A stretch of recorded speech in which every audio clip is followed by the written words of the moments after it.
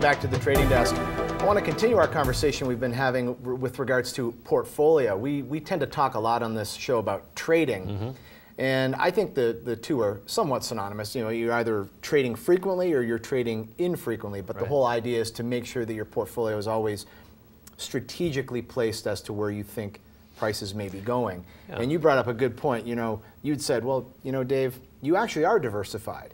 And I guess you're right. I mean, diversification, you can be just diversified blindly by just indiscriminately buying every asset class thinking that that will protect you. You brought up a point, it's like, well, you're diversified, but more like with a laser beam or a scalpel. And I think that's important, because what I've done here is I've focused on specific events that I think will unfold, macro events. And that's very different than saying, well, I'm going to own gold, but I don't know why I'm owning it. But I know I'm owning it because I need to be diversified. That's a wrong reason to be diversified. Right, and we talk about this a lot, where you know, you have to be invested. We don't think that is the truth. True. Well, that's why I've got 45% in a money market fund right now. Exactly. So that is a piece of your portfolio and your diversity, and right now it's heavier maybe than it is at other times, because that's where you feel safest, and that's, again, your macro view. So you have this macro overlay that you put on top of your choices, and really the choices are really what drives your diversity, I believe, and portfolio makeup. So, you know, let's talk about that a little bit. You have, again, money market. That's cash. So sitting, you know, earning cash right now. Very little, but it's there to wait. It's waiting for another opportunity to add to this list when the right opportunity comes along. So that is beneficial, I believe. You're reducing risk, exposure. I mean, exposure doesn't need to be 100% across 8 to 12 classes all the time. Cash is not trash. It is not trash. You've got, obviously, in your own fund that you trade currencies, you've got 20% involved there. You've got a technology play with Microsoft. You know, again, very smart. You're buying the name. It's going to, as technology goes, so goes Microsoft. Sure. Or, you know, and I bought it at good prices. You know, about almost a year ago, over a year ago. You're long the dollar.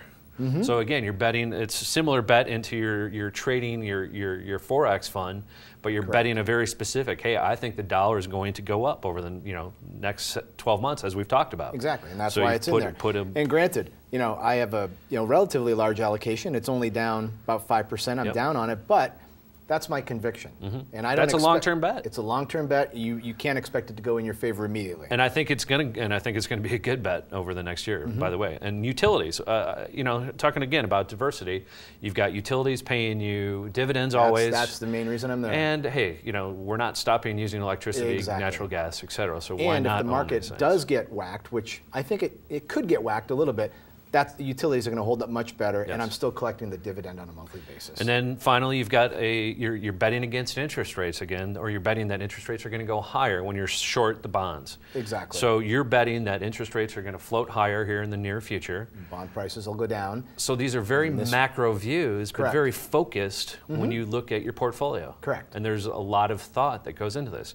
Now, we don't see, you know, we talked about this a little bit, maybe you put on some hedging, buy some SDS that bets against the S&P 500, because you own a little bit of the S&P also with the Microsoft. So you got a kind of a crossed S&P play and technology play.